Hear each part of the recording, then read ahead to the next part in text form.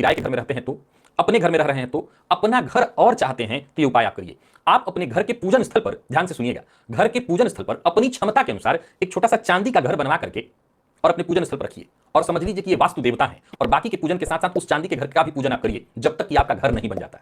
आप ये प्रयोग करके आजमा करके देख लीजिए, इससे चतुर्थ भाव बली होता है और आपके घर का सपना भी पूरा हो जाएगा। पलास का पौधा, यदि आप किराए के घर में रह रहे हो तो घर के छत पर या आंगन में कहीं भी जगह जहां आपके पास हो वहां एक गमले में पलास का पौधा लगाइए और उस पलास के पौधे की देखभाल आप करिए। इससे भी घर प्राप्त करने का जो मार्ग है वो आसान हो जाता है। एक और उपाय आपको बताता हूं, इसे भी करने का प्रयास करिए। हालांकि ये उपाय थोड़ा सा आपको मुश्किल लग सकता है। घर के दरवाजे पर सायंकाल 5 मुखी दिया यदि रोज जलाया जाए और शिव जी के मंत्र का जब ओम नमः शिवाय का जप किया जाए तो इससे भी स्वयं के घर का सपना जो है वो साकार हो जाता है।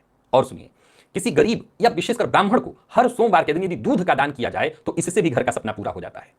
शनिवार के दिन पीपल के पत्ते पर ओम नमः शिवाय लिख करके अपने घर के पूजन स्थल पर यदि रखा जाए तब भी घर का सपना पूरा हो जाता है। और घर के पूजन स्थल पर शंख स्थापित करें और उस शंख में जल भरें और जिस जगह में आप रह रहे हो, चाहे फ्लैट में ही रह रहे हो, किराए के घर में रह रहे हो, नित्य उस शंख के जल को अपने घर में छिड़के, अपने ऊपर विशेष रूप से छिड़कें और बाकी फिर उस शंख में जल भर करके घर में रखें। यह भी आपके लिए घर दिलाने में सहयोगी उपाय है।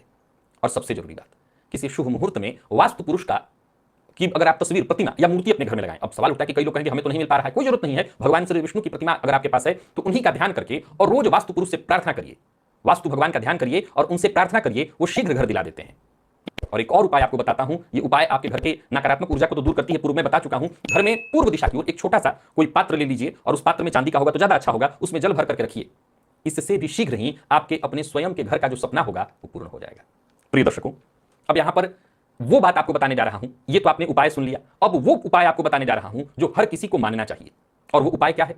आप किसी भी घर में रह रहे हो, चाहे वो किराए का घर हो, चाहे माता पिता के द्वारा पूर्वजों का बनाया घर हो, एकदम से पुराना घर क्यों ना हो सकता है वो घर रोज टूट रहा हो, गिर रहा हो, प्लास्टर उधड़ रहे हो, कैसा भी हो, जैसा भी है, अगर उस घर में आप रह रहे हैं तो मेरा एक मूल मंत्र याद रखिएगा। यह मूल मंत्र है, यह सभी उपायों से ऊपर उपाय है।